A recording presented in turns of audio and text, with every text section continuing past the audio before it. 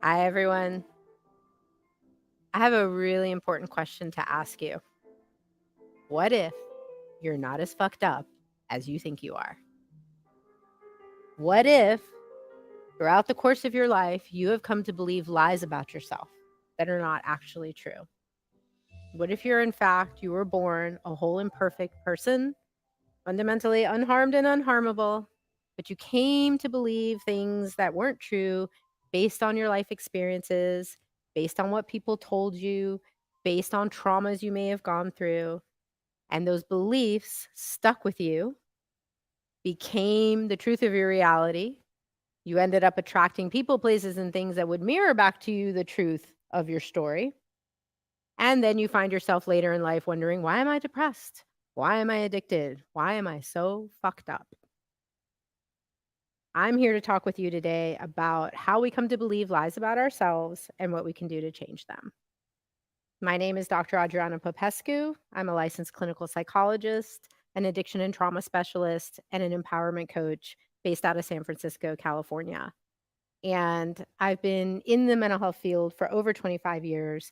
And the one common denominator that I've noticed with all the people that I've worked with is that people are fundamentally seeing themselves in a really negative way. I'm not enough. I'm all alone in the world. I'm unlovable. I'm unworthy. Some sort of variation of the idea of I'm not enough. And I see how much pain and suffering that creates for people. And I see how that judgment that people hold toward themselves and towards others creates all the suffering we see in the world. So I became motivated to write this book really based on my life's experience, which of course includes my own personal experience as well as my experience as a professional in the healing arts for so many years. So what this book is really about, what I hope it is an empowering message, a hopeful message that we can actually become more conscious of how we came to believe these lies about ourselves and to give people hope that we can change them because there are techniques and tools that we can use to change the way we see ourselves and thereby changing the way we see others in the world.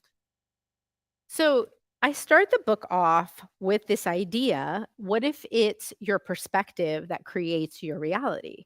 Okay. So when you believe things about yourself, it becomes a filter or a lens through which you see the world. For example, you might walk into a crowded room and see two people in the corner talking and looking in your direction. Right. You might interpret that as, ooh, those people are talking about me. Ooh, I know they're saying I'm fat. I know they're saying I look stupid in this outfit. Right?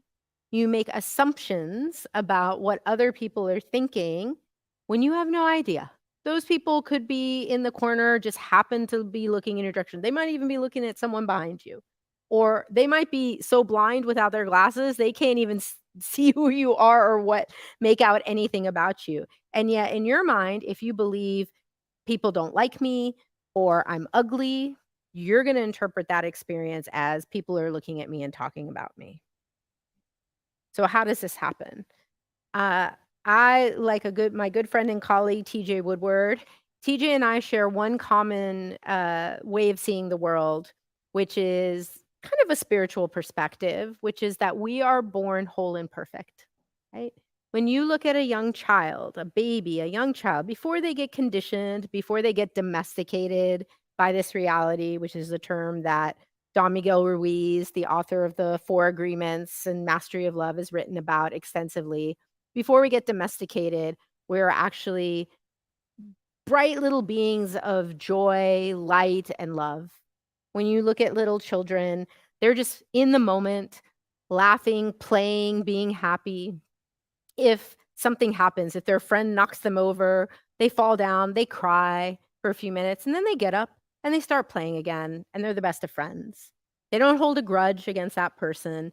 They don't sit there worrying about, oh my God, am I going to get knocked over again? They're not dwelling on the past. They're not worrying about the future. They're right here in this moment, in the present. Right? And then things happen. You go to school. You go maybe to church. Your family starts telling you things. This is how you're supposed to act. This is how you're supposed to look. School especially, you have to raise your hand before you talk. You have to ask permission to go to the bathroom. You have to walk single file down through the hallway. Right? You start getting these messages about what you're supposed to do and not do, good and bad, right and wrong. You start being taught those things. And if you don't comply with what's expected, then you might get in trouble or you might get told things. You're stupid, right? You're not enough. You're wrong. You're bad, right? How many kids get that message? You're bad. You should be punished. You should be ashamed of yourself, right? We don't typically say it's your action or your behavior that might be problematic. A lot of kids get that message, I'm bad. And if you are abused, if you're verbally abused, you might have directly been told those things. You're a piece of shit. You're never going to amount to anything. Right? When you're a child, you don't know any different. These people are the authority figures. If they're saying it, it must be true. As a child, you don't understand that maybe mom, dad, the teacher, whoever told you that, maybe they were abused as a child. Maybe they were treated in that way and they've got their own stuff going on that has nothing to do with you. But as a child, you don't know that. Children are very egocentric, right? The world revolves around them. They think that everything is because of them. When I was a little girl and I was about 7 years old, and my mom sat me down and said, "Your dad and I are getting a divorce." My first thought was, "What did I do wrong? And how can I fix it and make it better so they don't do that?" I was convinced it was because of me. I didn't understand anything about affairs, money issues, power struggles. None of that made sense to me. I was convinced it was my fault. So we can get these direct messages and we can get indirect messages. So, for example, if you are being neglected, if mom or dad is not paying attention to you, your emotional needs aren't being met, you might come to believe that I don't matter. I'm not important because I'm not enough.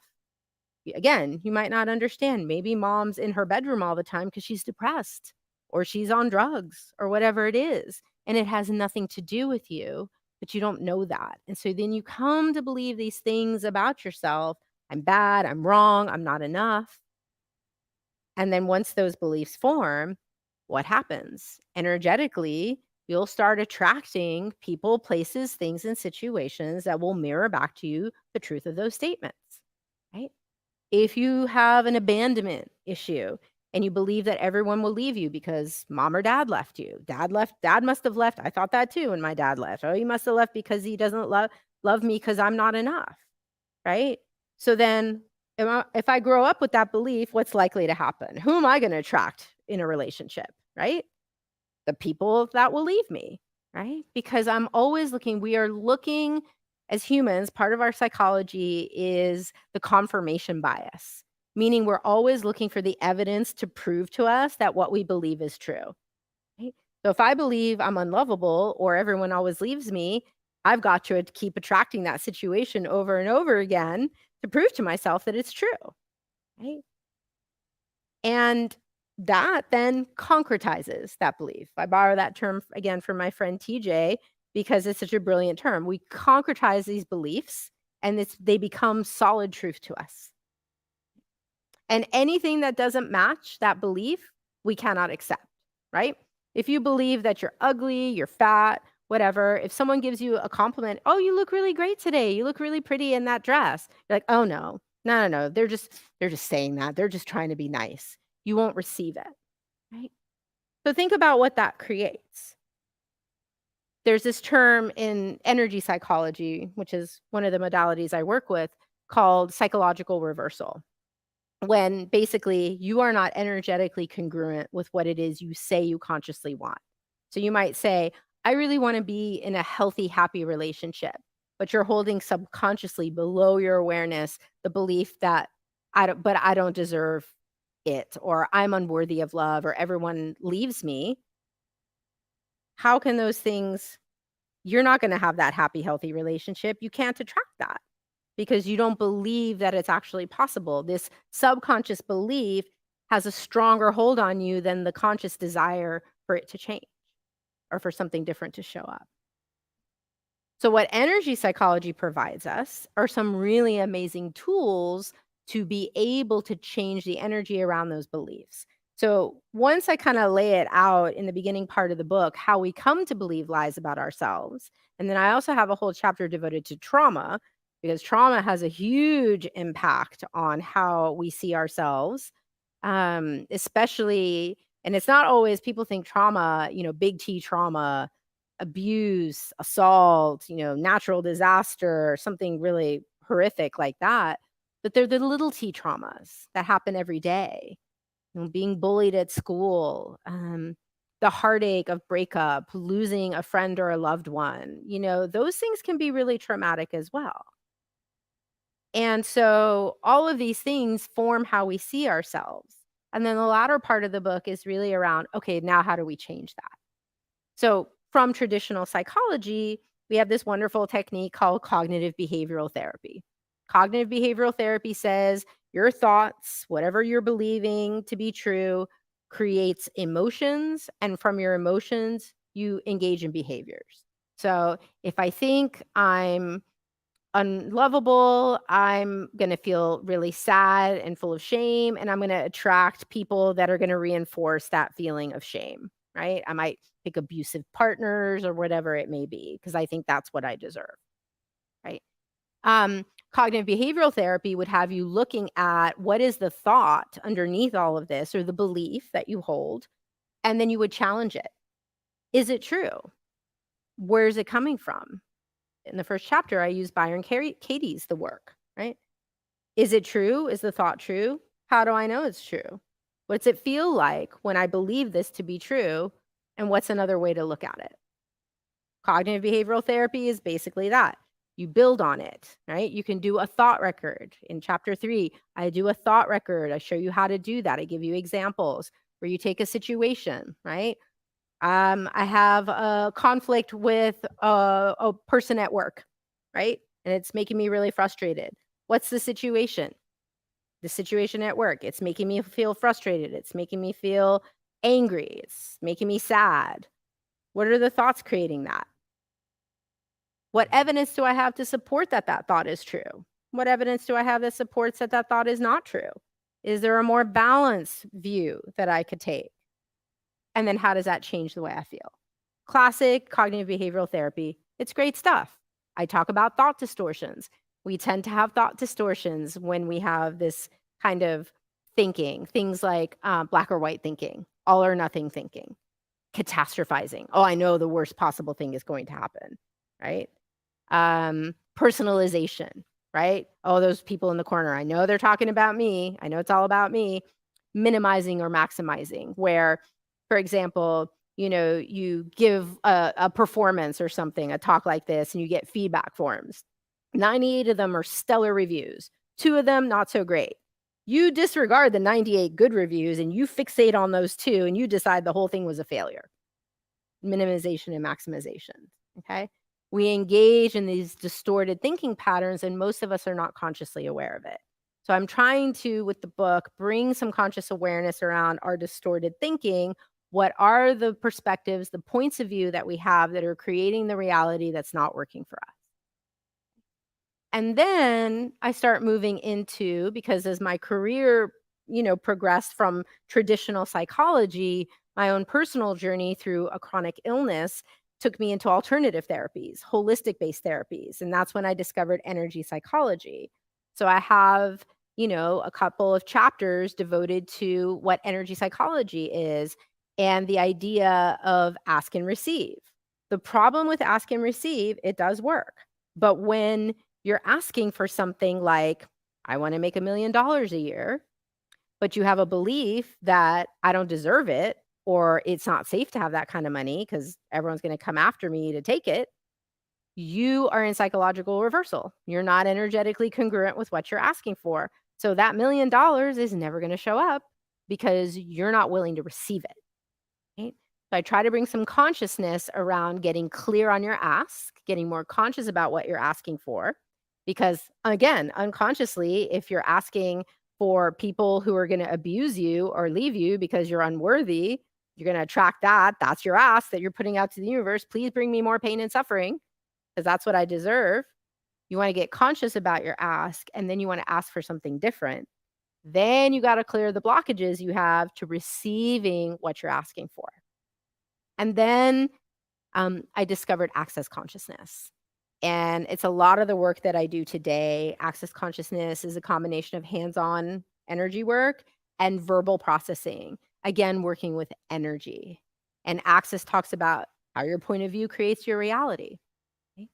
And it also talks about what if the vast majority of what you think and feel isn't even your stuff? What if you're super aware of others around you? What if all these things you've been thinking about yourself, I'm a horrible person, I don't deserve to be happy. What if that stuff isn't even all yours? What if you're picking up on it from everyone around you? I would sit in my office in a chair like this in my private practice, and different people would come in, person after person. And with each person, I would feel so different. With one person, I'd feel like, oh God, I'm like crawling out of my skin with anxiety. With another person, I'm like, oh my God, this is so depressing. Like I can't even like keep my head up. With someone else, it might be before they would even come in, I'd be like, God, my knee really hurts. Like, what happened? Did I fall down? Did I twist my knee? What is it? Next person comes in, they're like, oh, you know what? My knee's really been bothering me. Right. And I started realizing I am way more aware than I thought about what is happening with other people. In fact, for me, it starts the minute I wake up. I live in San Francisco. The minute I wake up, I've been chill all night.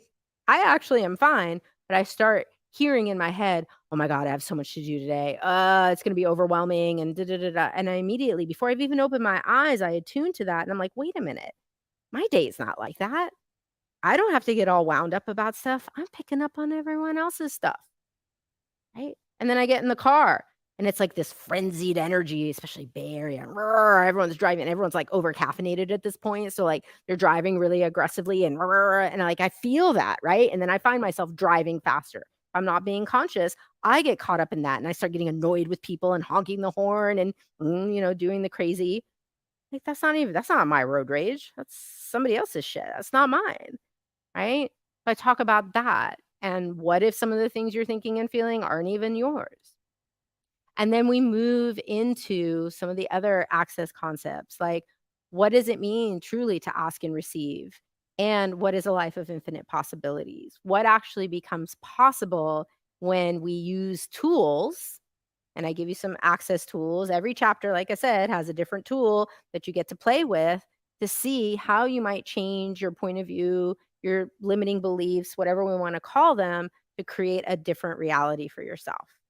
So, one of the things that's really important in recognizing like how any of this happens, because most of us are on autopilot, right? We don't even recognize we're doing these things.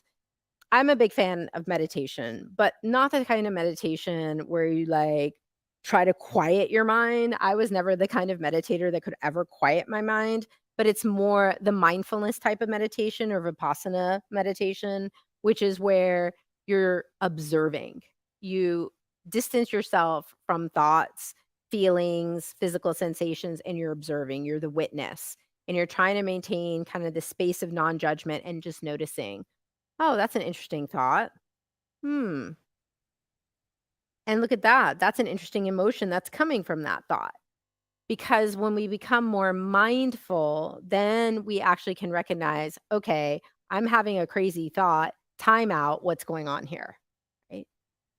Who does this belong to? Is this even my thought? Where is it coming from?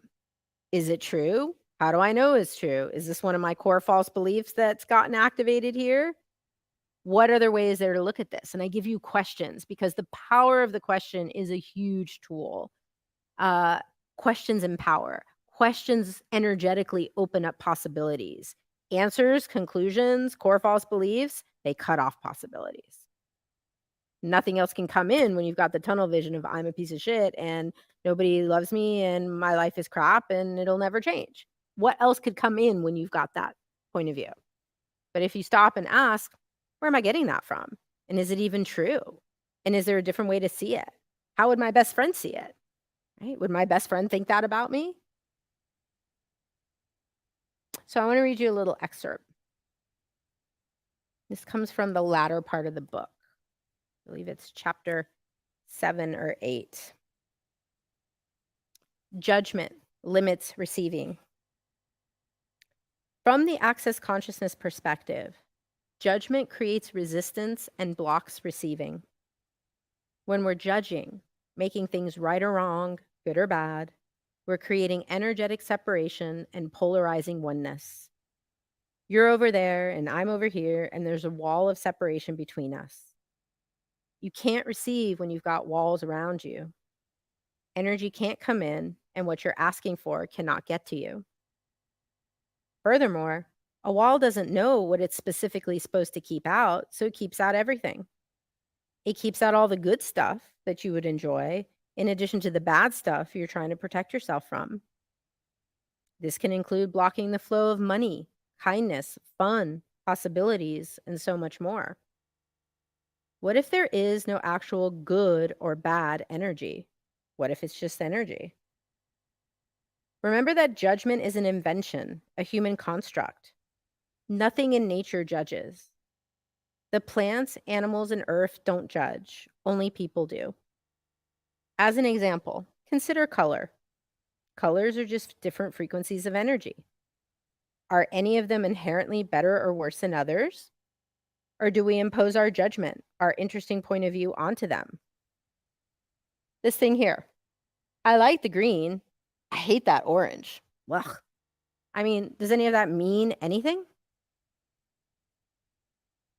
I often say that judgment is the greatest source of human suffering. It shows up as a complete fabrication. It's taking a statement of fact or awareness and superimposing a judgment on top of it. It's one thing to say, this person's driving really quickly and aggressively, and another to say, this person's a rude, arrogant jerk who should have his license taken away. Or some other four-letter words you might say. One is an awareness, and the other is a judgment and a wrongness. People limit their receiving with points of view such as, I don't deserve good things, I'm unworthy. This kind of judgment will cut off their receiving and only create more experiences to reinforce the limiting point of view, as discussed previously. This tendency to judge, which we learn when we are young, leads to a constant state of polarization. We're either aligning and agreeing with everything or resisting and reacting to it. This takes a lot of our energy and can be exhausting. We may find ourselves in a constant situation of us versus them, fighting to prove the rightness of our points of view and making others wrong. Or the other way around, making others right and ourselves wrong. In this reality, we are swimming in a cesspool of judgment in which everybody is trying to get it right while simultaneously having already decided they're wrong. What does this do to us over time? What effect does it have on the world? When you've decided that someone or something is bad or wrong, you cut off your receiving from them as well as your awareness of them, which can lead to unexpected problems down the road. It's that tunnel vision I was talking about. What you cannot perceive, you cannot respond to accordingly, and you may not be aware of what's coming your way because you have the blinders on, so to speak. When you are judging yourself, you're restricting your receiving, both your strengths and capacities, and your awareness of what you could be working on to expand and change your life. Judgment cuts off your awareness, limits your choices, creates separation and fighting internally and externally, and makes you feel bad about yourself and the state of affairs in your life and the world, ultimately leading to more pain and suffering for everyone. And that's how it is. This is how our world is. This insane reality we lived in is based on that. If you look at all the suffering in the world, whether it's internal inside a person or on a macro level, it's all about that. We're right, you're wrong. The color of your skin is wrong and we're right. Your religion is wrong and we're right. It's like, look at the fighting in the world. It's all about this polarization, this judgment. And so when I say judgment is the greatest source of human suffering, it is. And what my vision is for the world in my work here in this book is to show people that it doesn't have to be that way. Okay? We can make a different choice. We have tools that work to shift these polarized points of view. We can release our judgments of ourselves. We can start to see ourselves in a kinder, more compassionate way and in a non-judgmental way.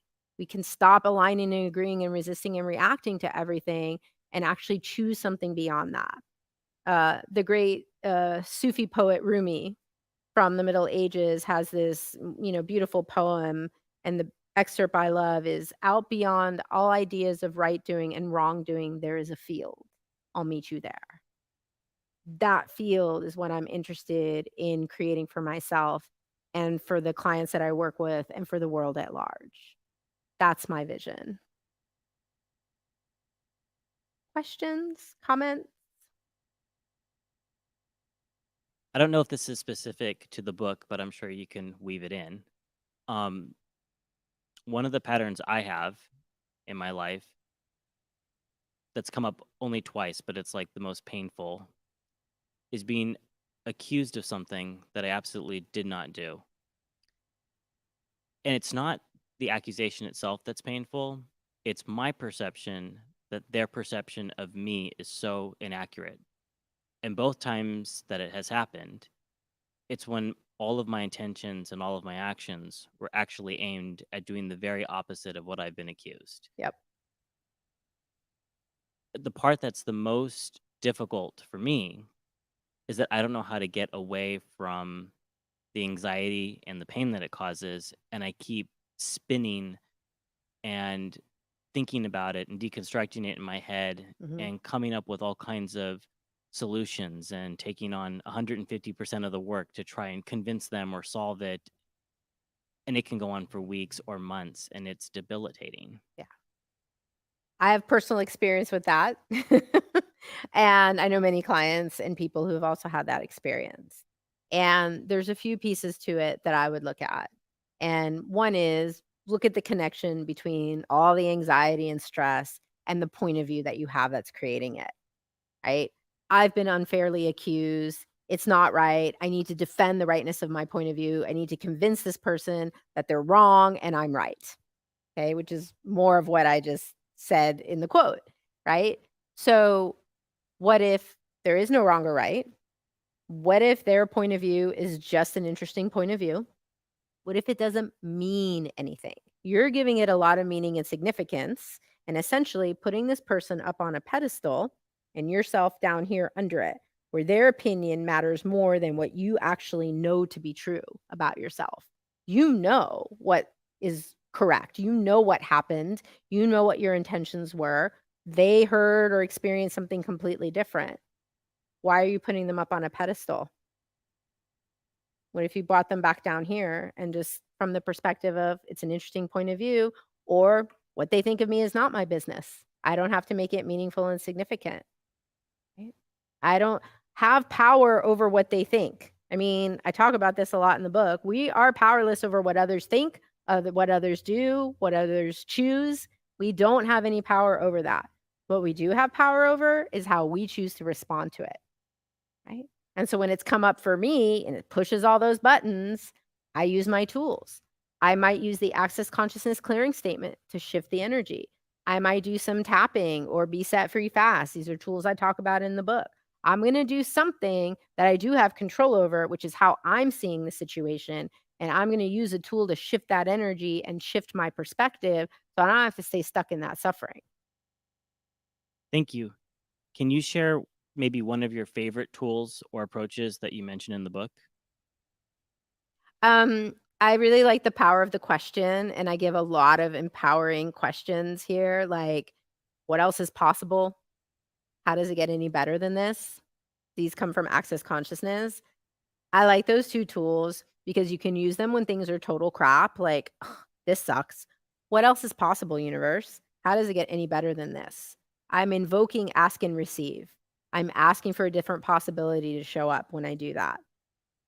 If on the other hand, when things are going really well, I say, "Oh my god, that's amazing. Thank you, universe. How does it get even better than this? And what else is possible?" And that's how things keep growing and expanding. When I started using those tools, my life, my business started getting bigger and more expansive, and things and people started showing up that were, like, miraculous. So it sounds like to me what you're saying is you're not asking for something and then it's just coming to you, but that there are all these possibilities out there, and it's a matter of tapping into where you want to go next and meeting it there in that open field that you gave as an example. It's asking It's like you and the universe. I talk about this in the latter parts of the book because this is an access consciousness principle. What if you and the universe are like 50-50 collaborators in creation, right? And your job is to ask and to get out of the way so you can receive. And then it's the universe's job to deliver. That's how it can work. But it's not my job to determine how. I never could have told the universe, hey, let's do it this way. My job is to ask and be willing to receive. It's the universe's job to conspire the details of how it's going to look and when and I can't be attached to when it's going to show up, how it's going to look, or come on, universe, TikTok, where's my thing I asked for? I've got to surrender attachment to the outcome. But if I can be receptive to whatever, it turned out greater than I could have imagined. Yeah. Did you have something? My name is Kimasi, and I guess my first question is, you spoke earlier about addiction. What causes addiction? Like, what are some of the situations and contexts? And then also, how do people escape it? What actually changes that relieves them from the addiction? Yeah. So I'm going to give you a different point of view than the usual addiction paradigm that would say it's a biological disease. If you have trauma, you're more likely to be sick. Yes, all of that may be true. But I'm actually going to say something that came from a colleague of mine named Marilyn Bradford, who wrote a book called Right Recovery for You. What if the primary addiction is not to the substance or behavior, but it's to self judgment? What if it's that self-judgment and the pain of that self-judgment, the shame and the awe that it creates that causes the addictive behavior? And that if you were to actually address the self-judgment, like in some of the ways I suggest in the book, the need for the secondary addiction falls away. Because a person who feels good about themselves doesn't really feel like putting toxins in their body, right? Doesn't feel like doing things that harm them or others, right? When you feel good about yourself, when you're connected to that wholeness inside of you, the light within you, you want that for other people and you want that for yourself. And it creates positive energy and positive momentum, not self destructive, wreckage. And then your second question. My second question was more about energy. I think I was just curious, what are some different types of energy, and what are the best energies to try and cultivate in yourself? Well, I think it's hard to talk about. I don't think we have very good language for energy, right? I mean, energy could be as simple as rubbing your hands together, and then what do you feel, right? You feel that energy, right? Energy can be the vibes. I can sense the vibes in the room when you walk in the room and there's like a creepy, weird vibe.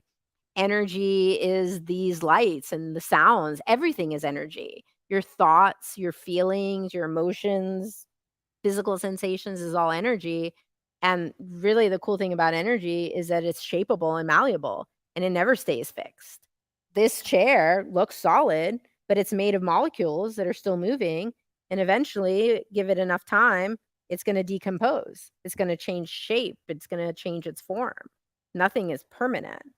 So instead of being at the effect of energies, especially other people's energies, because a lot of us are way more aware of other people's energies than we realize.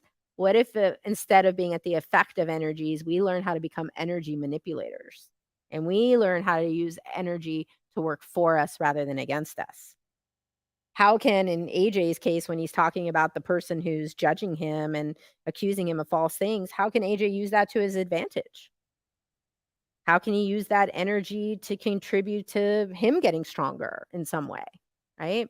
So I don't know if I would even say there are best energies. It's more like, what are you doing with the energies that are, and how can you use them to work for you rather than against you?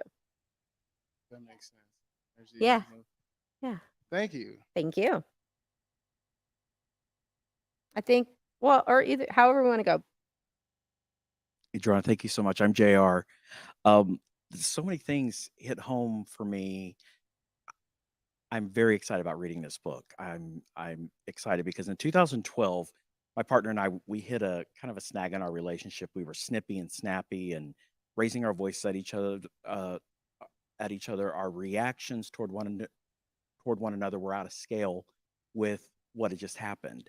So we went to some the 6 sessions that my partner's job would give us as for some couples counseling. 2012 became the year of being right isn't enough.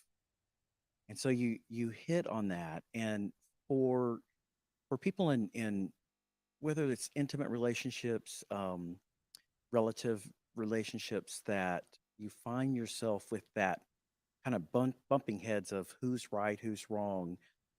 What would you tell a couple that's going through that? Because the bottom line is the energy Mhm. exchange that you're having with one another. And that's my first question. I have Okay. another one after. I would say, what does it matter who's right and who's wrong? And let's be real. What does it create when one of us insists on being right and the other one insists on being right? And now we're in a tug of war. Imagine a tug of war of two people Mhm. holding the rope and pulling and pulling and pulling. What is that creating? Is that Strife, on right? It's creating tension. strife and suffering. Is it honoring the love that is between you? Is it congruent with the love that you have with that person? No. So what would happen if all it takes is one person? What if Right. you're that person who's willing to be maybe more conscious and you drop the rope? Mm. Or you say to someone, "You're right. I'm wrong." Because when you're saying that, you're not actually buying. You can't say it sarcastically. That's not going to work. Right. Oh, you're right. I'm wrong. No, no, no, no. You can't say that. You're right. I'm wrong.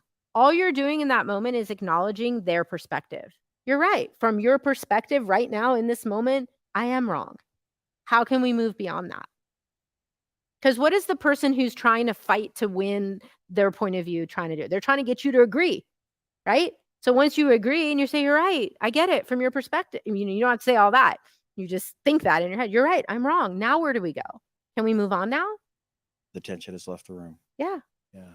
It reminds me of the old pillow talk method. Do you recall that?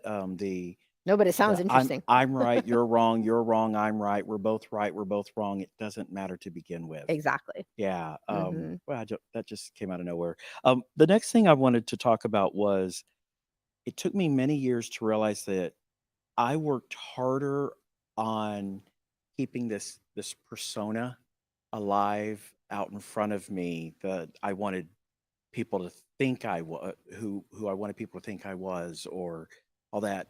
When I realized that I had been doing that most of my life, I've said it countless times. Oh my gosh, all that energy I wasted. I don't sit there and uh, beat myself up about it or anything like that, but that was a lot of energy wasted. And one thing that you discussed really made me think about the support systems that I have in place today. But I want people to call me out on my bullshit, and I want people to help me recognize, oh man, JR, you've gone off the rails. Um, do you do much work with energy among like exchanges with families? Do you do? I understand group work, but like with people that are in their own nuclear system, I guess that's probably a question I wanted to ask. Do you do work with couples or families as well? I definitely do couples work. I have a few couples that I'll usually have at any given time in my practice. And I actually do something that's different than a lot of other therapists, which I'll often work with both of the people individually. So I hear what's Oh, really going on and I have a better understanding. And then when I come together, I'm able, without disclosing or breaking anyone's confidentiality, I'm aware of what's really going on and I can ask the right questions to help them get the awareness of this is what's going on so that then they can come to a different awareness themselves. Because I'm not into giving people the fish. I like to teach people how to fish. And wow. the greater value is always going to come when you have the aha than if I give you the aha. So it's Mm, the art of asking questions and using my awareness to try to create something greater. for the couple. Families are kind of a lot to deal with. I'm sure. So I have had times in my career when I have worked with families, and these days I do less of that, but 2 people I can manage. Well, thank you. Before we all leave, I'd like to get the Rumi quote again, because that really hit home for me. Yeah. Beyond all ideas of right doing and wrongdoing, there is a field. I'll meet you there. Thank you. I have a question about avoiding. How you differentiate when you're avoiding because you don't want to see something there, or you're avoiding just because you don't care. Mhm. So I'm just not sure when I'm avoiding something because there's something for me to learn there or to, overcome, Mhm. or because maybe there's nothing there for me, or like I'm not Right. interested. So I get confused with that. How you can help me to get more clarity on that? It sort of reminds me, see if this fits. It sort of reminds me of the difference between numb and neutral. Being neutral is the space of the field. I don't have a charge. I don't have a point of view. It's not right or wrong, good or bad. I'm not resisting. I'm not avoiding, but I'm also, it's not significant. When I'm avoiding, I might be numbing because it's something I do have a charge there. I do have a point of view. I don't want to look at it. It's too scary. It's too uncomfortable. It's bleh. So I'm just going to la, pretend like it's not there. Or if I'm using drugs, I might drink it out. I might try to numb it with some substance so I don't have to go there. Does that help? Yeah. And how you change that charge? How you Right. Then I would be looking at what is the point of view, right? What is the point of view that I have that's creating this avoidance? What do I think is going to happen if? I like asking that question a lot. What do I think is going to happen if I look at this? What's the worst that could happen if I would look at this? And then when that energy comes up, then I'm going to use a tool, like one of the tools I offer. Maybe I'm going to use the clearing statement. Maybe I'm going to tap on it. I might use Beats Every Fast Cue, whatever it is. I'm going to change that energy so that I can get to a state of neutrality. If I look at my own personal history, I was somebody who, for most of my life, was highly emotional, highly reactive. I mimicked my parents, who were these combative, like really, my dad in particular was a very angry person. And I mimicked that. And I went around the world with a big chip on my shoulder, ready to fight everyone and everything. And with these reacting to everything, that person in the car, the road rager in the car, right? And then I learned these tools and I'm like, is it relevant? What is this doing to me? Like I had this revelation one time. I was complaining. I was a big complainer. Oh God, I would call my friend. All these things happened today. Blah, blah, blah, blah. And then I realized I feel worse when I engage in this thinking and I keep rehashing the thing over and over again. One, I'm keeping it alive. It's done. It's already in the past. But here I am resuscitating it over and over again. And I feel like shit. This doesn't feel good in my body. Right? Why am I going to do that to myself? It doesn't make any sense. So I'm putting emotional toxins in my body, basically. Like, why am I going to do that? What other way is there to be with this? What would it take for me to get to that place of neutrality? An interesting point of view is one of the tools. I could just keep saying interesting point of view over and over again. Interesting point of view, this person is judging me. Interesting point of view, I care about their judgments. Interesting point of view, I have this point of view. There's something about saying that over and over again that lessens the charge and gives you the distance, right? Just like mindfulness meditation gives you that distance to be able to observe the thought. And then you can be like, well, this is a crazy thought. What am I going to do? I have a choice. See, that's the thing. When we're on autopilot, we're in a no choice universe. But when we slow down and we start looking at what am I thinking? What am I feeling? Where's it coming from? And you ask all these questions, you realize this is stupid. You might realize this is stupid and I don't care and it's irrelevant and I'm going to let it go. And then maybe I'm going to use this tool to help me. But changing your perspective, changing your point of view is what's going to change your reality. And if you are making it contingent on someone else changing, good luck. Thank you. You've mentioned you might tap on it or tapping a few times and you've touched your wrist. Can you describe what that is and just give kind of a little more detail about that? I know it's in the book, but for people that are watching, they might not understand what you're describing. Yeah. I'm referring to EFT, emotional freedom techniques, or there are other variations on it as well, but it's tapping on acupuncture points, because when we tap on acupuncture points, it actually creates a calming effect. It sends an electrical signal up to our brain, to the amygdala, which is the emotional center of our brain, and it basically deactivates that stress response, like that fight, flight, freeze. It calms your nervous system, it brings your stress hormones down, it brings your feel-good chemicals up, and so you're able to get to a calmer space. Thank you. I wanna leave you guys with another quote, if I may, if you guys don't have any other questions. And this is a quote from actually one of my mentors, Gary Douglas, who's the founder of Access Consciousness, and I think it really speaks to the vision that I would like to see and why I'm doing the work that I am. Imagine what it would be like if the world were a more conscious place. Would the devastation, wars, and difficulties that are going on continue to exist? The target of Access is to get us to the point where we are conscious enough to create change in ourselves so that we can increase the possibility of changing the trauma, drama, and insanities that are present in life. Consciousness is the opportunity to eliminate all the created walls of separation. What will it take for this to become a reality here? What would it be like if you embodied so much consciousness in everything you did that others chose to become more conscious as a result? You are the source for creating the change that you desire, but you have to be willing to choose it. All it takes is for you to choose.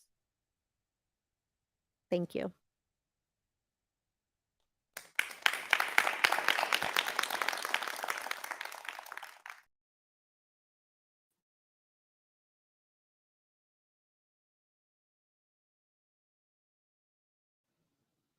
Hi, everyone. Hopefully you can all hear me. That was so cool to watch. Thanks to everyone for tuning in. Thanks to AJ and Chip and everyone at Wholehearted who did such an amazing job with that video. I have to say that was such a cool talk. I'm inspired by my own talk. I really enjoyed doing that, and it was really exciting. It's been really exciting to see how warm the reception has been to this book. This book and just to be so supported, by my publishers at Wholehearted, by my clients, my friends, my colleagues, all of you who are tuning in right now. Writing a book is not easy. A lot of people ask me, like, did you enjoy writing this book? Not really. I actually find writing really difficult, even though I'm apparently good at it. It is hard. It's hard to take a lifetime's worth of experiences, my own personal ones, of which there have been many, and also the experiences of my professional career, right, which I've been doing this work for over 25 years. And to take just these incredible all day, talking to different people. I've probably spoken to, thousands of people and had thousands of sessions at this point. How do you take all of that and distill it down to some key ideas that, would make sense to people? So that was like one of the hardest parts about writing this book, is just, what am I going to write about? There's so many different things I could be writing about. So the book is pretty, nutrient dense. There's definitely a lot. There's a lot of information in there. So my suggestion is, take it, one bit at a time, take it one chapter at a time, because really each chapter is its own little mini course on a particular modality and how you can use it, or a different perspective, and what it might be like to see things from this different perspective. And I love that. To me, it's like a book and a workbook combined, because I do those exercises at the end of each chapter, and you get a summary too, right? Like, it's so cool. And the layout is so cool. These guys did a great job with the layout. How with each chapter, I summarize it, because there's so much important information. Then you get like the Cliff's Notes version at the end of the key points. And then you get a home play exercise where you get to apply the tools I was talking about to specifically really the theme of the book, which is changing the way that you're seeing yourself, challenging the lies that you've come to believe about yourself and starting to see things a little bit differently. Sweet comments. I can see the comments coming in. Thank you, TJ. My inspiration for so many of the concepts. You know, TJ and I are kindred souls, and we definitely share a lot of the same perspectives, and we've collaborated together on some other work that you can find through Wholehearted. TJ's wonderful conscious recovery stuff is really a wonderful book. It's a series of 3 books, actually: Conscious Being, Conscious Recovery, and Conscious Creation. And we did workbooks for each book because, again, these concepts, these, you know, some of these things are spiritual principles, and they're hard to just talk about in the abstract. You want to be able to take these concepts and have practical tools to be able to apply them to your life, right? Okay, yeah, it makes sense that maybe, you know, as a kid, I was mistreated or I was neglected, and I came to believe that, yeah, you know, maybe I don't matter. Okay, I get that intellectually, but how do I really change the energy around that, right? How do I stop feeling so crappy about myself every time let's say I'm in relationship and I feel like I'm being neglected. I feel like my needs aren't being met. I feel like my partner's not, you know, doesn't care, isn't listening to me. You know, it's so easy to stay in that victim consciousness. We always talk a lot about that victim consciousness. TJ talks about it in his books. I talk about it in my book too. We get stuck in thinking I'm powerless to change this. There's nothing I can do to feel better about my situation, or, you know, change the situation. That's the common theme, to kind of circuitously come back to where I started. This common theme in all the clients that I've seen and groups I've run and thousands of hours of experience, you know, with clients, the common denominator I always would see with everyone is everyone thinks they're fucked up. Everyone at the core is whatever their issue is, whether it's addiction, it's trauma, it's my business. I'm not successful with my business. I can't get to where I want to be financially. I can't seem to have healthy relationships, whatever it is.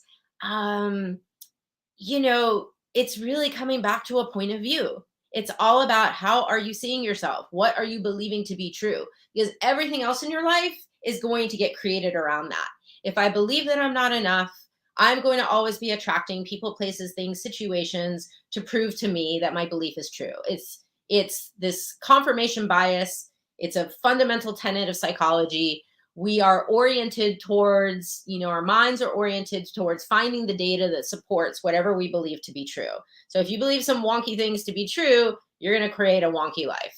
So what I wanted to do, once I realized that theme that I was seeing across so many of my clients, then I wanted to give them tools. Then I wanted to empower them to change the way they think so that they can change the way they feel, so that they can change the actions and behaviors and what they're doing, and actually have success in life, right?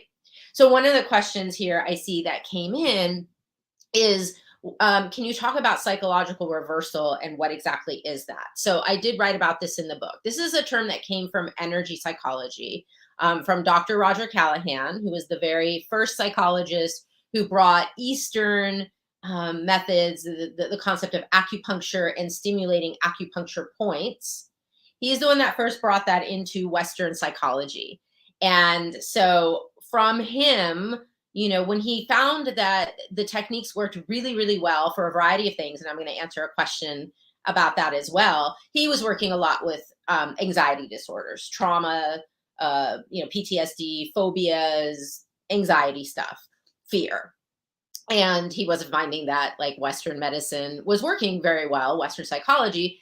And I think what we now know, the science has told us, is because when someone is highly anxious, they're in that stress response is a fight, flight, freeze response. I write about this in the book as well, and I work a lot with this in my practice. The fight, flight, freeze response, essentially, you know, more primitive parts of your brain, your reptilian brain and mammalian brain, they hijack you and you can't think straight, right? Which is why oftentimes you cannot reason your way out of an anxious situation. Like, you know, you can't hear the voice that says, I'm probably not having a heart attack. This is probably a panic attack. Like, you don't know that. You think you're going to die. You feel like you're going to die in that moment. So these energy psychology tools we can use for so many different things to like calm our nervous system and to work through some of these belief systems. But coming back to psychological reversal, what Dr. Callahan found was that a lot of his clients did really well with the tapping. It was really helping them to clear their fears and anxieties and other emotions. But there were some people that it wasn't working with, or in certain circumstances, it wasn't working. And so he started looking at why is that? And he realized, oh, people, when they have subconscious beliefs that are not congruent with what it is they think they want, they get psychologically reversed because they have these two opposing perspectives. Like, I want to make $1 million, but I don't believe I deserve it. And so then they will self-sabotage. That's what we do, right? If I don't believe I deserve it, if I start getting successful, then something will go wrong, things will go sideways, business will plummet, and see, here I am again, I'm a failure. I didn't deserve to have that success, and boom, and you're beating yourself up and all the things. So with psychological reversal, and I have a chapter on this in the book, we really want to start asking some very specific questions so that we can get clear on what those are and how to change them. And so some questions you can ask, like if you find yourself stuck in an area and not seeming to move forward, you want to ask questions, because those questions are going to give you information and empower you. Like, what would happen if you were successful in changing this? What are the risks of succeeding? What are the benefits of keeping the problem? We call this secondary gain in psychology. Sometimes you get something out of it. Oftentimes, for example, people who are sick with some kind of chronic condition, sometimes they don't allow themselves to get better because they want to stay on disability and get a check every month. Or maybe they get attention this way. I only get attention. This was kind of true I think for my mom and me growing up, because my dad was a doctor. When we had his most attention was when we were sick, right? So what are the benefits of keeping this problem? What are you getting out of holding on to it? Who would you be without it? Sometimes there's an identity issue. Like, this comes up a lot when we're working with addiction at the rehab where I work. Like, who would I be if I wasn't the party person? Who would I be without the drugs and alcohol, or the people I hang out with that I party with, or whatever it might be? And what's the worst that would happen if you were successful at changing this? I think, people have all kinds of crazy beliefs. Like with money, I'm afraid that if I have money, everyone's going to come after me and want to take it. I'm afraid that, all my friends and family are going to be hitting me up for loans or wanting me to buy them stuff. Or I don't want to give money to the government. I don't want to pay any more in taxes. I mean, so when you can get to the root of what the belief is, and oftentimes I give you some examples, it's like, maybe I don't really want to get over this problem, or it doesn't feel safe to me to get over this problem, or I won't know how to act or be in the world if I get over this problem. And sometimes it's an issue of permission. I notice a lot of times we just don't allow ourselves. Like, I don't give myself permission to be successful, to be happy. I don't, again, it often comes back to, I don't deserve it. Or you might have decided it's impossible. I mean, if you've already decided it's impossible to change something, you're not going to have very much success there. And then sometimes it's like, well, if I get over, let's say, my trauma and abuse that I went through when I was young, then maybe that's like a way of saying, like, the person's going to get away with it. And I'm going to hold on to my pain and suffering to punish them, right? This is what happens with resentments and unforgiveness. Oftentimes, we're the ones suffering. We're the ones holding on to the pain. Our pain isn't affecting them in any way. So, right? What would it be like to let go of that? Sometimes people have a real resistance to it. Psychological reversal is really about resistance, right? There's a part of you that's resisting whatever it is that you're wanting to change. And so, to answer Sabrina's question, energy psychology tools can be very useful in dealing with psychological reversal. A lot of the modalities I work with, including EFT tapping, including Be Set Free Fast, which I wrote my dissertation on, and I love that technique. NET, neuroemotional technique, has a protocol as well. You're essentially checking for these different statements and seeing if there's a charge there, right? Like, for example, if your goal is to make $1 million a year, we might ask some questions like, or have you say some statements like, it's okay for me to make $1 million a year. And you can muscle test, which I talk about in the book, or you can just you can energy check it, right? You can see, does that feel true? Because whatever feels true for you is going to feel kind of light and expansive. And whatever doesn't feel true to you is going to feel more heavy and contracted. So if you pose the statement, I'm okay making $1 million a year. Well, if it falls kind of flat and heavy, it implies that you're not. So then we can look at, okay, well, what comes up for you around that? Like what pops into your head? Because your subconscious mind will show you, oh, well, if I had that kind of money, maybe it would affect my relationships. Because when and this actually happened in my family, when my dad started making a lot of money, my parents were immigrants, came here with nothing. And when my dad as a doctor started making a lot of money, it really changed the dynamics of their relationship. And it was a contributing factor, I think, to my parents' divorce. So I subconsciously could have a belief that if I make a lot of money, my partner might leave me, or it's going to mess up my relationships. And so it's not safe for me to make that kind of money. And then we can use the tool. Okay, so maybe I'm going to tap on that. Maybe I'm going to use my cue from, be set free fast. Or if I do access consciousness, I might use the clearing statement. Some of you who are watching, I know, are familiar with access. But I'm going to use a tool like these tools of energy psychology that shift the energy around something, that shift the emotion, the charge, whatever that energy is that's holding that psychological reversal in place, or whatever the limiting belief is. I don't think I deserve to be happy. Okay, well, let's look at that. Where is that coming from? We also want to look at the root of something. Where did you get that idea from? Did you pick it up in childhood? Is it something like your mom and dad believe? Is it a family value of some sort? Or like, the idea that hard work, the only way to get ahead in life is through hard work. Okay, well, if you believe that to be true, you're going to be working really hard for a long time, and money and success might not come super easily for you, where maybe it could, right? So I like to use the EP tools for that, definitely to deal with psychological reversal and on all kinds of things. The thing about these tools is you can use them for just calming your nervous system down.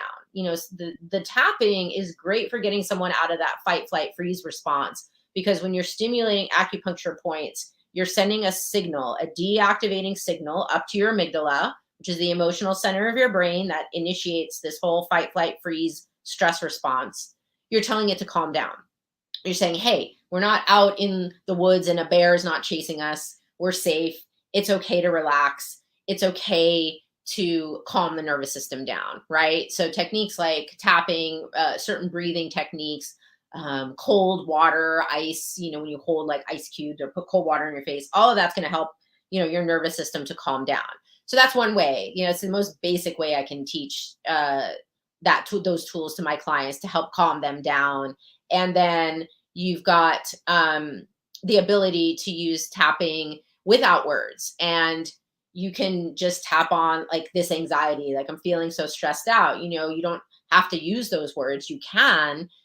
There is a more formal way with EFT that I show you in the book to how you can use language. Like, even though I'm having this anxiety, I accept myself anyway. You start with the problem issue, and then you pair it with an affirmation, and then you start tapping on all those negative aspects. Like, I feel so anxious, like my butterflies in my belly, and I'm getting sweaty, and I'm thinking something bad's going to happen, and it feels really scary, and it's reminding me of when I was a kid and I would feel this way. You can do a lot to help calm someone down in the moment. And like I was just saying just now, you can also build a bridge back to the past and look at, where did this come from? When have I felt this way before? When have I had this feeling of anxiety in my body? And again, your subconscious mind, when you ask that question, will take you to a memory, an incident, an experience, very likely that is at the root of whatever that issue is. All right. And depending on how broad my client's worldview is, sometimes we might even find ourselves looking at other timelines, other lifetimes, other realities. It's not so much the story that's important, it's the energy around the story. So whatever it is, if your subconscious mind takes you to, gosh, it feels like so old, it feels like it's not even from this lifetime, or it feels like this is an ancestral thing, this is probably going way back in my family history, You might even know that there was trauma. You might know your family were involved in the Holocaust or in some other traumatic, the Great Wall Street crash of 1929. And the energies, I mean, we know this from intergenerational trauma, those energies can still be with you. Trauma changes the way your DNA functions. And so we do actually inherit trauma from our ancestors, from our parents, grandparents, and all the way up the line. We can carry those energies with us. They can code into our DNA. And what energy psychology tools, it's now been shown, an hour of tapping can change the way 76 different genes function in your body. So we can undo some of that damage with these tools. And then I love doing the deeper trauma work. I love doing core false belief work with these tools where we're really chipping away at that I don't deserve it, I'm not happy. It takes some work because you have a whole lifetime of believing those things are true and you have a lot of data to prove that it's true. So it can take work. I wish I could just say one pass with the clearing statement or the cue or a few rounds of tapping would eliminate your lifelong, belief that you are not enough.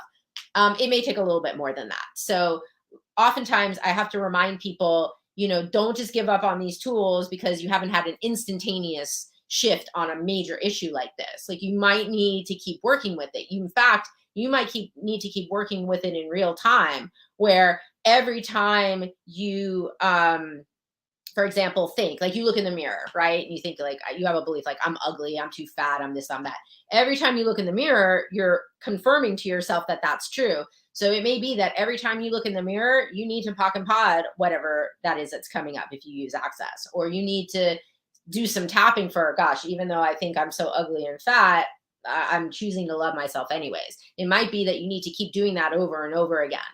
I often use the analogy of it's like you have a giant boulder. These core false belief. You have a core false belief that's a giant boulder. It's really thick and heavy. And you have a chisel, a hammer and a chisel, right? And every time you use the tool, you're taking out another piece of that boulder. And sometimes if you hit the boulder in just the right place, the whole thing collapses. And that is when the miracle happens. And those miracles do happen. So I'm not saying things can't change in an instant, but generally with these core false beliefs, I have found for most people, it does take a certain level of commitment and using the tools over and over again until you no longer have that charge. I mean, I talked about it in the talk that we just watched. I talked about how I used to be a very emotionally reactive person. And I sort of had probably a core false belief that it's like, the world is against me, or I need to fight. I need to fight for everything. So that obviously would create a lot of emotional reactivity to things. And in using these tools for over 20 years now, I'm a lot more chill. I don't get reactive in the way that I used to. So, okay, I think I've answered a couple of those questions. And Sabrina, to also say, I think it's helpful when you learn from somebody who knows. You can definitely learn on your own to do a lot of these things, but it can be helpful to work with a trained professional who's had like more comprehensive training to really show you how to use the tools and how, and even to help you maybe for a few sessions, because often we have blind spots and we can't get to the root of something. We can't quite find our way. When I first learned Be Set Free Fast 24 years ago, I was trying to use it for everything in my life all by myself. And I sort of got myself overwhelmed and lost in it. So just having a trained professional can sometimes be like your guide to help you work your way through something. But certainly there's a lot of things you can do on your own. And, I wanted to give people these tools so that they could learn how they're simple enough that you can start implementing some of them on your own. Okay, what else? Thanks for all the positive feedback. So I'm a trauma therapist as well. Yes, I do specialize in addiction and trauma. How do I address trauma in my work? Do I use all of these energy tools? Yes. And the first thing we need to do, okay, there are stages of trauma healing. You have to first acknowledge that something traumatic has occurred, because a lot of us are told, and a lot of us have the belief that you should just get over it. Like whatever that was that happened, it's in the past, put it behind you, just get over it.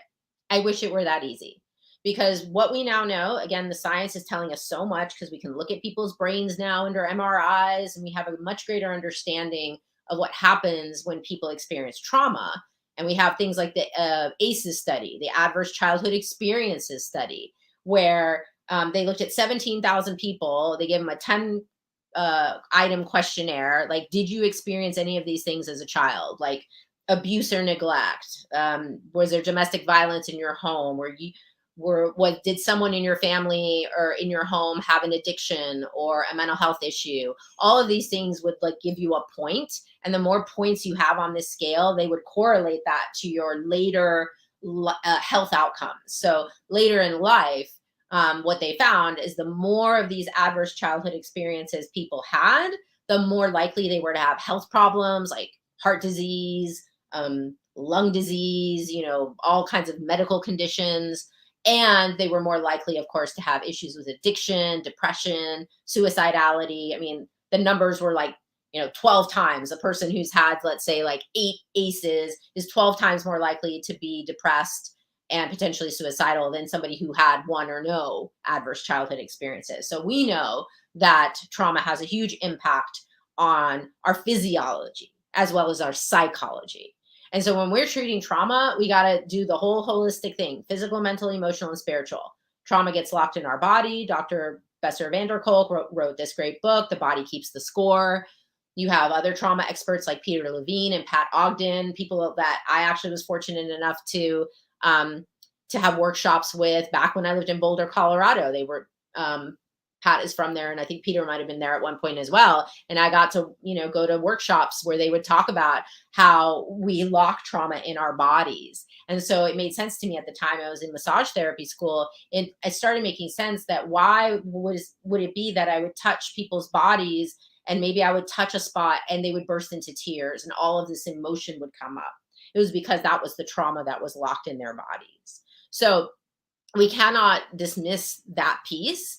So the first stage is to acknowledge that a trauma has occurred and that it has had an impact on us physically, mentally, emotionally, and spiritually. We have trauma locked in the body.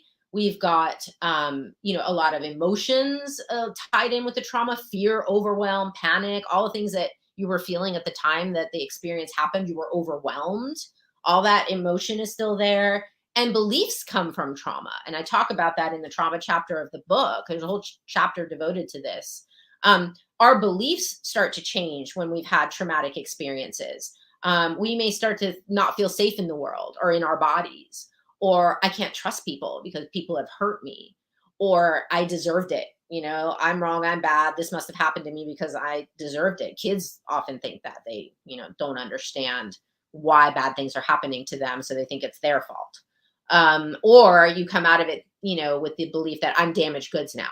Who's going to want to be with me? I'm damaged goods. So the core false beliefs will come out of traumatic experiences, and we have to address those. Usually what I do is I work with the the trauma responses first, because we have to give people tools to extinguish those trauma responses. Okay. And we have to create a sense of safety, because if your amygdala, that fight flight center of your brain, is constantly saying danger, danger, we're not safe in situations that are not real life or death situations, you're not going to be able to use cognitive behavioral therapy. You're not going to be able to challenge your thoughts. We first need to calm your nervous system down and help you feel safe. So that's like the number one priority, is creating safety. And the energy psychology tools, the breathing, polyvagal exercises, because we're working with the vagus nerve, all of those things are going to be super helpful to start to calm the nervous system down and create safety. Then we need to do trauma processing. I really have not found a way around this, but to go through it.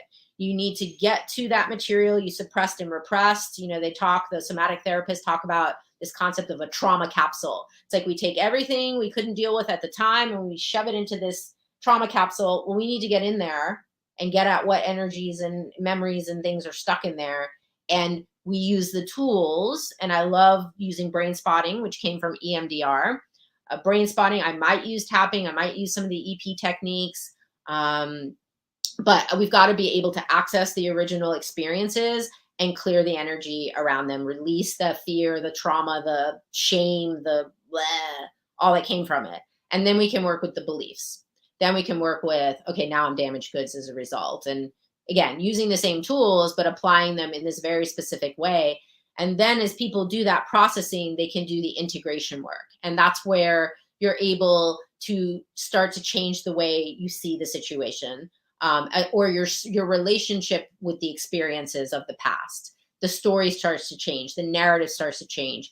You can start to look at it maybe like, yeah, that was a horrible thing that happened, but I don't have to stay being a victim. I don't have to be stuck in this limited way of functioning in the world where I'm just like in survival mode. Like I have a support group for trauma survivors called From Survival to Thrival, because that's the possibility when we heal our trauma, and we can heal it. You're not stuck with this for the rest of your life. We can extinguish trauma responses, we can process and release trauma, and we can get to post-traumatic growth. Post-traumatic growth is where you have that different perspective. I think it's a kind of a spiritual thing in a sense, because it's like the phoenix bird, right? If you guys can see, that's one of my favorite shirts, and it's the symbol of my business, Firebird Healing, because we can triumph over trauma, we can heal from it, and we can rise from the ashes, and reach this space where we are no longer just surviving, but we are thriving. So it is possible. It does take work, and it takes a lot of courage, but we can do that. Okay. I do use all these tools. I also really like using hands-on energy work, right? I have a massage table at my office. I do access bars and body processes.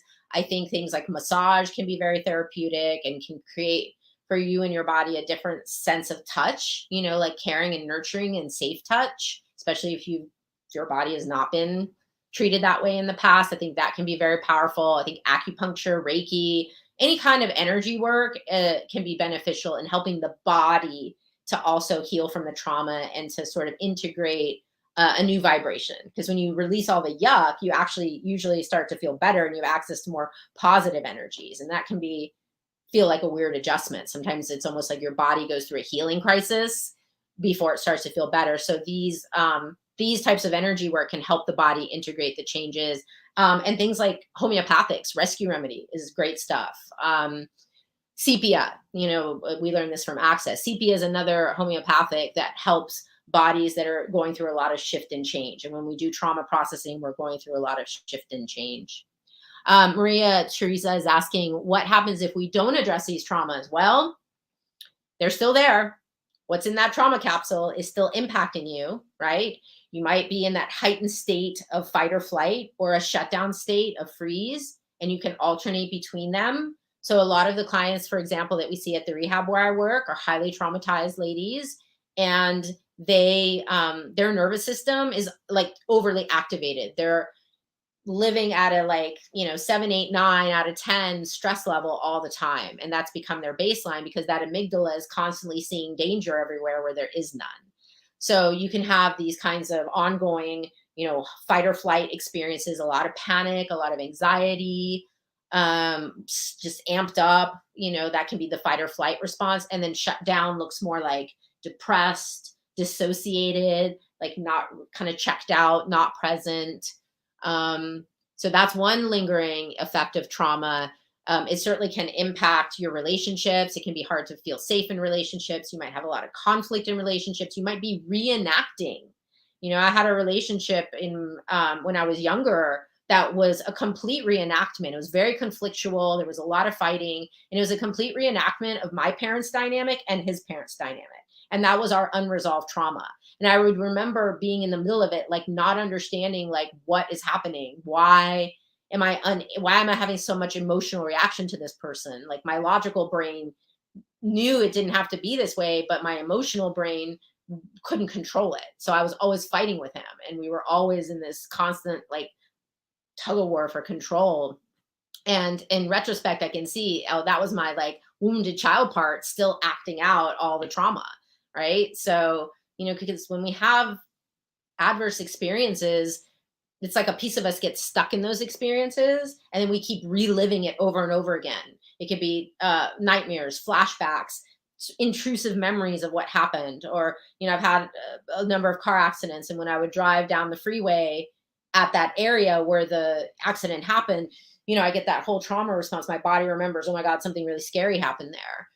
So it can be hard to function in life. And a lot of people turn to drugs and alcohol to try to numb those, feelings, or sometimes get on medication that kind of flattens things, but that doesn't, it's a band-aid. That doesn't really get to the root of the trauma and doesn't help you to, like I said, the only way I've ever seen through it is to get through it and to do the work so that you no longer hold those trauma energies and everything that got created in your body and in your being. Okay.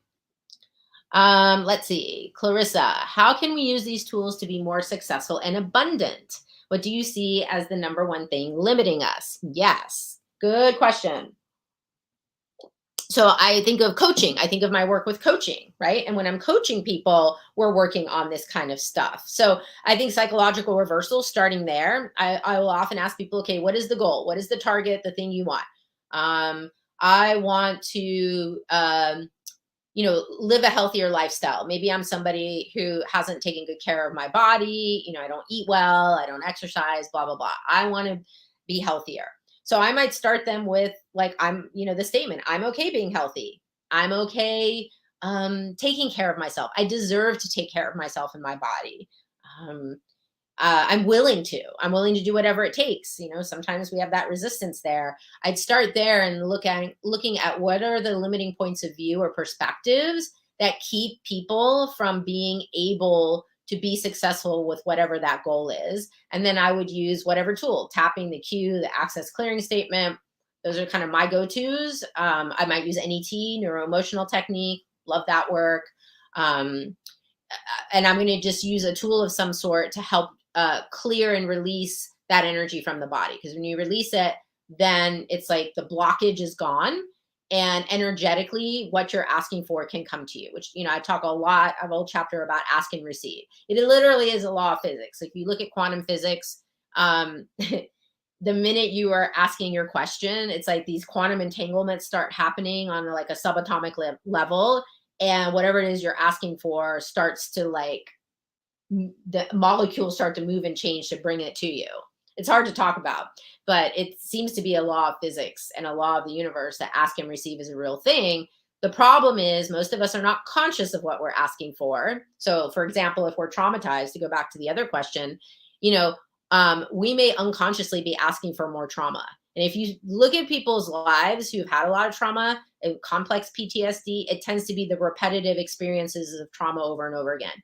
Stereotypically, you grew up in a home where there was domestic violence or you yourself were abused. You're going to most likely reenact those dynamics unconsciously in your adulthood because that's what's familiar to you. That's what you know. And of course, you believe you deserve it or that's the way it's going to be and that you have no power to change it. So the number one thing limiting us is our limiting beliefs, our core false beliefs, our judgments, right? I often say judgment is the greatest source of human suffering. If we were to not judge ourselves the way that we do, we would have a lot more success in life. We would be able to ask for what we want and be willing to receive it, right? So the blockages are on I am asking unconsciously for more trauma and drama. So I'm not conscious in my ask. And then I'm not willing to receive what I'm asking for because I'm psychologically reversed because I don't believe I deserve it. And so I'm going to self-sabotage. So it's really like this vicious cycle we get stuck in. And we have to get down to the roots. We have to get to what is the belief you have that's creating this, the point of view you have, and how can you change it? So the use of questions, the use of some of these tools, that's what I found the most helpful. Let's see. Yes, we have the Kindle version on sale right now. We're trying to make it an Amazon bestseller. So I would love for you guys to support us with that. We're doing it at a reduced price, $2.99. What a deal. Hoping to make it an Amazon bestseller. So Trisha says, I love the depth and breadth of your knowledge. Thank you. So many to choose from. Yeah, so many tools. And I know sometimes it can feel overwhelming. That's why I say take your time with this, take it a chapter at a time, and maybe just even work with whatever tools, if those tools resonate for you. Because some of you, you're going to be like, oh yeah, that sounds really neat. I'm going to try that. And some of you might be like, doesn't seem like for me. That's fine. Pick the ones that you resonate with and then work with them for a period of time. Take a week where all you're doing is asking those 4 questions from Byron Katie's The Work. Or, I'm really going to commit to tapping this week. I'm going to tap at least once a day. Maybe I'm going to tap in the morning or in the evening or something like that on whatever it is that I've got going on. I would suggest taking one tool at a time and just taking a deeper dive with it.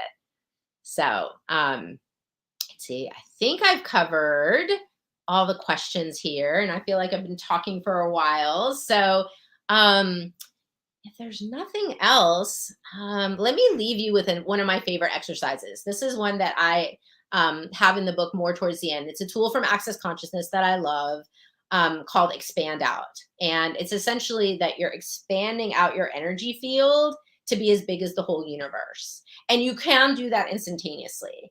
And you can, oh, that's awesome, AJ. Yes. Expand out can be done instantaneously, but I like to do it a little bit more like a meditation. So if it's okay with you guys, those of you that have hung in there this long, I'm going to invite you to close your eyes and just take a couple of nice deep breaths to get yourself centered. And just bringing all of yourself present to this moment, your body, your mind, your heart, your spirit. Feel yourself in your body. And then begin to expand your energy field out. Let it go beyond the limits of your body to fill the room that you're in, or the space that you're in. Maybe you're in a car. And this is not an effortful thing. You're just asking the energy to get bigger. Your sense of your aura, your field, to expand out in all directions and fill the space you're in. And then keep expanding out in all directions until you're as big as the whole building, house, apartment, whatever it is you might be in. And then you're going to keep expanding out in all directions, including down into the earth and up into the sky, until you're as big as the whole block or road that you're on, the whole neighborhood, whatever it may be. And then you're going to keep expanding out in all directions, going deeper down into the earth, further up into the sky, until you're as big as the whole city or town you're in.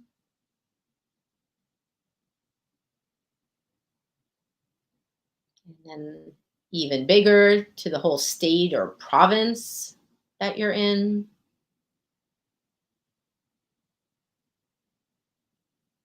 And then let yourself expand out until you're as big as the entire country that you live in or you're currently in. And then that deep down into the earth and up into the sky.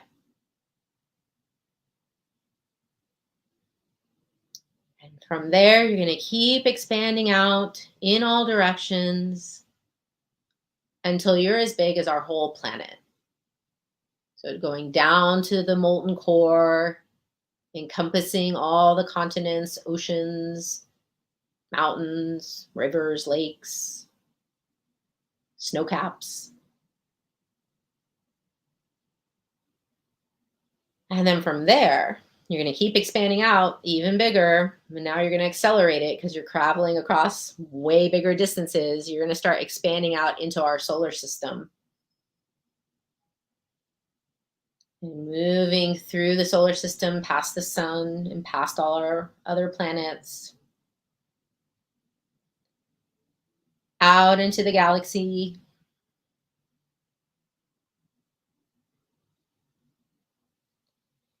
And then expanding out even faster, even further through all the other galaxies, of which there are hundreds and thousands, millions, billions, and even the inconceivable trillions of galaxies that science tells us is out there in the universe.